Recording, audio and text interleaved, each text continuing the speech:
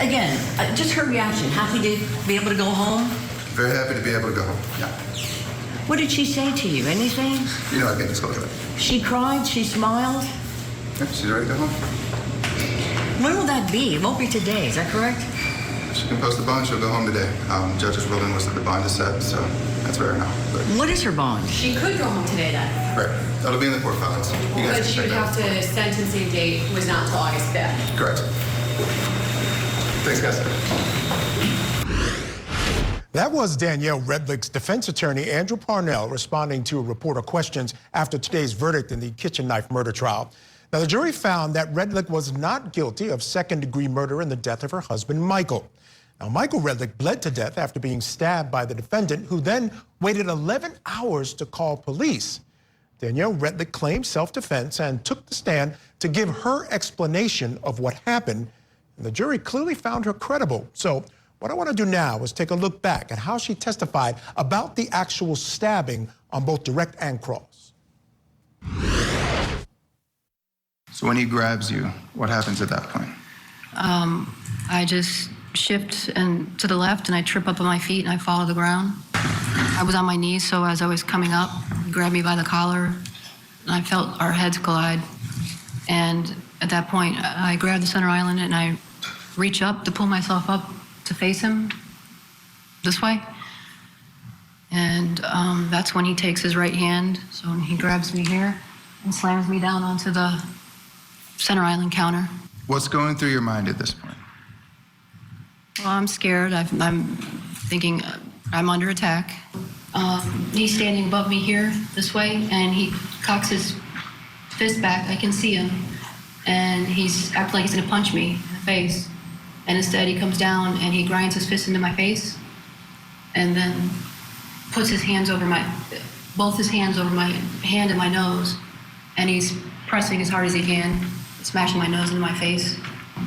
Pulled the knife out, and I don't know if he saw it, but he released my head, so I'm able to move. Okay, how do you position? So you said that you're able to move a little bit. What position do you go into? Slightly more to the left, turning toward him. Does he back away from you? No. Okay, go ahead. He says, "What, are you gonna stab me?" And I take the knife and I position it and face it toward him. What does he do at that point? He immediately just goes for my chin and pushes me back, and I stab him at that point. Let's talk about the actual, or your story regarding the death of your husband. Mr. Redlick is behind you. Yes. And you feel yourself get hit in the head. He grabs me and I fall. Then I get hit in the head. I thought you stumbled. Yeah, well, he grabbed me first, which I tried to turn, and then I tripped up on my feet and fell. So you fall, and then it's while you are still on the ground that you feel something hit your head. Yes. Could you tell if it was an object or a fist or something else? Elbow, fist, I don't know what it was. But not like a blunt object like a bat or a mallet? I didn't think it was an object, no. You slammed your head into the stovetop, yes?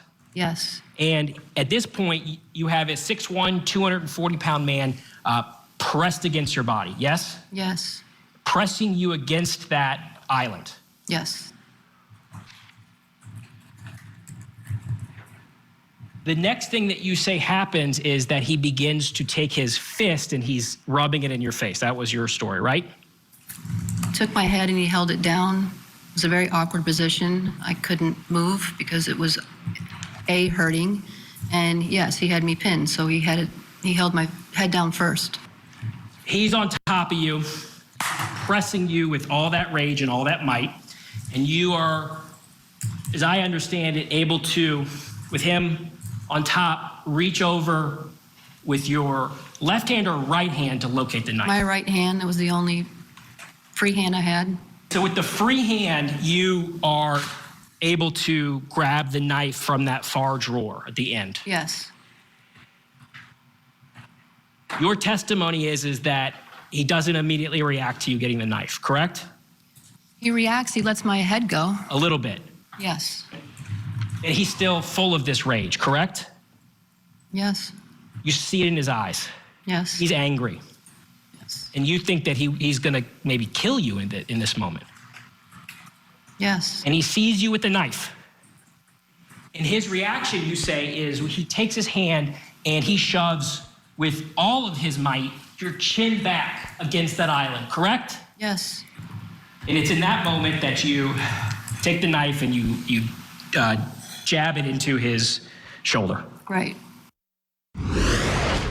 All right, my guests are still with me, Rick King and Susan Constantine. And Susan, I'm looking at the testimony now in light of the things that you said earlier, and I'm sort of buying some of the things that you're saying, because I know initially watching her testify, I had trouble with her affect. So explain to me again why she's so much more credible than, let's say, someone like Amber Heard and what we saw there. Oh my gosh, it's night and day. The difference between Amber Heard is that she is histrionic. And when you're looking at Amber Heard and her expressions are so big and overt and her expressions are so elevated, the intensity of her expressions were so far off the charts when I code them and read them. It is a technique through facial action coding system. We know how to code expressions and then also measure the intensity level. And you measure that with no tears and her language where she uses a lot of extraneous information. There's a oh my gosh, it is like outside the box crazy deception with Amber Heard. Well, we're seeing the difference here with Miss Redlick. She is more modulated. She also she's not giving you an extraneous information. She's ask and answer. She's answering the questions, giving you just the right amount of information. She's not giving you too little or too much. It's very consistent. She has, her expressions are one you can see where she's emotional. You can see her facial flushing. You can actually see tears and her head is down. I mean, her emotions are raw and real, compared to Amber, which were, I call them faux expressions because they aren't real. And then when I say they're not real, even though she was moving her face, they were not connected to an actual real emotion based on the facial action coding system. So they were faux expressions.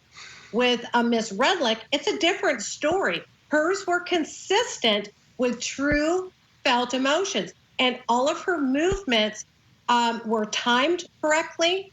They moved correctly. They were in sync with her illustrators, which are her hands and her gesturing. It was more in line of truthfulness, and there weren't any clusters of what I would have seen that were overt, showing any sort of deception. Sure, she looked, she kind of came inward. She shoulder shrugged a few times. And I'm diminishing that because it really wasn't significant enough to say she was really trying to lie.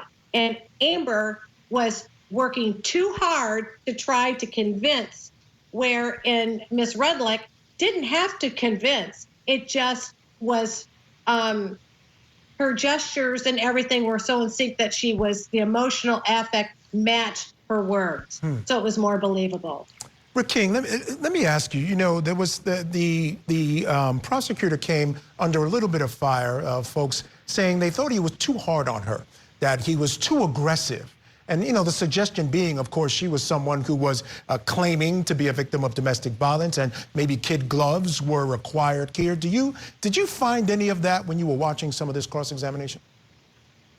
So that really wasn't the problem that I had with the prosecutor. He came at her hard because I think in some cases that's where you have to be. And also I leave room for the possibility that we need to be maybe more gentle, or as you say, kick gloves with someone who's possibly the victim of domestic abuse. Where the prosecutor lost me was, one of the things that I think, and that you don't want to do is you don't want to just repeat the direct testimony that came off in direct. And I think that he went through and repeated every single thing that they said in direct in his cross and just confirmed it. So you keep confirming the things that they were said on direct. You're planting that. So on your cross, the cross is the chance for you to tell your story as the lawyer. You're the star at that point, and you should be focusing on those those portions of her story that don't make sense or that can be subject to a different interpretation and focusing on those without reaffirming everything that was said on direct. Now, to that extent, I also, I wanted to say this in the last segment, but I give a lot of credit to her legal team because I think she was well prepared for her cross-examination and her direct examination, and just not just in her preparedness to testify, the look that she has there, hair on top of the head, off the shoulders, jacket, everything. I think they prepared her perfectly to testify in this matter. And I give a lot of credit to that legal defense team. I think they did a great job. Excellent insights, and actually that leads me right to my next question, because if you noticed, when she was doing direct, she was with a gray jacket. When she was on cross, she wore a white jacket. Again, I don't think anything is left to chance. So, Susan, I want to check with you. Yeah, very subtle. And Susan, I want to check with you because I wanted to know just how much prep do you give someone in this situation if you're consulting on a trial like this? Because you want them to be genuine, but you also want to make sure that they're sending the right messages. Okay, so I want to share something with you, which probably I've never shared on this show before. But at the very beginning of my career, I started this as a witness prep for Seminole County Courthouse, and I created a wardrobe center for them with the understanding that I would wardrobe and do witness prep for their cases. So I developed an entire clothing center for them because I think it was so important. In fact, I also have a certificate in executive image consulting because I felt it was so important with my work. So yes, color in itself is color psychology. So what I do, and yes, I want to tell you, when you've seen Runaway Jury, I got to tell you, I take this super serious. People are look more truthful when their hair is away from their face. When hair is down around their face, they look like they're blocking and they're not considered as being truthful. And color psychology, the clothing, the texture of the clothing, and also what's going to be presented every day. I am going to select an outfit every single day based on what it is that we're going to be sharing that day. What is going to happen? So yes, I go shopping for the entire trial wardrobe. I select everything for them and create an entire look for them specifically for their particular case and the emotion of the case and what it is that their attorney is aiming for. So it is very strategic. Yes, sir. Yep, nothing, as I said, 100%. nothing in these trials is left to chance. Great stuff. Truly appreciate that.